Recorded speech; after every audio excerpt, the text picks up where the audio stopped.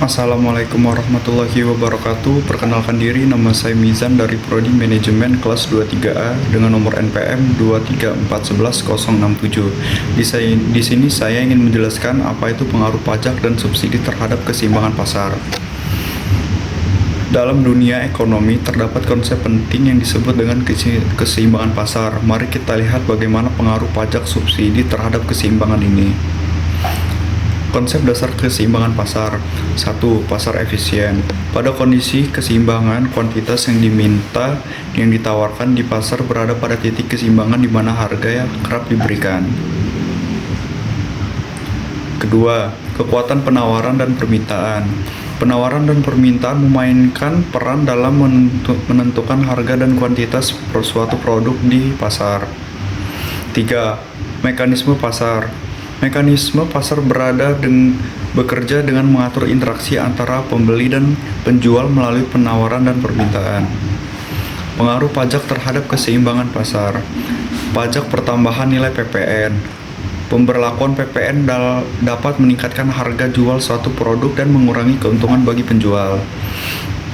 Pajak penghasilan PPH.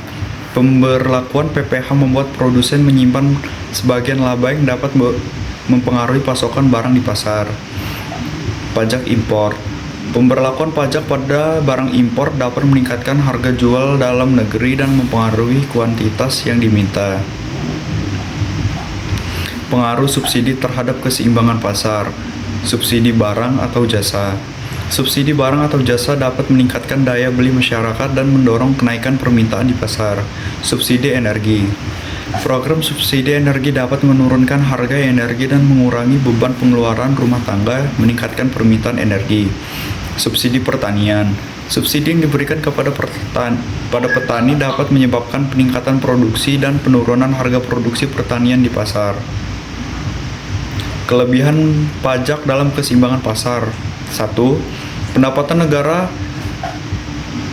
Pajak dapat menjadi sumber pendapatan negara yang digunakan untuk pembangunan dan pelayanan publik. 2. Regulasi harga.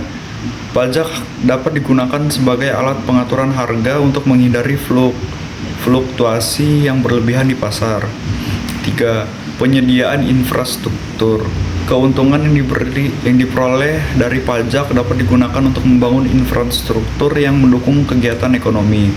Kelebihan subsidi dalam keseimbangan pasar. Pemerataan pendapatan. Subsidi dapat membantu meningkatkan daya beli masyarakat dengan memberikan bantuan keuangan kepada kelompok yang membutuhkan.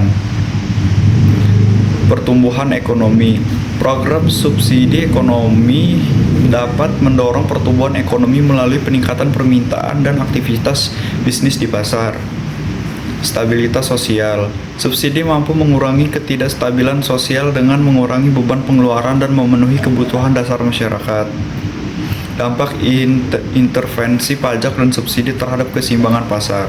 Dampak pajak, dampak subsidi, peningkatan pendapatan negara, peningkatan daya beli masyarakat, regulasi harga, pertumbuhan ekonomi, penyediaan infrastruktur, stabilitas sosial.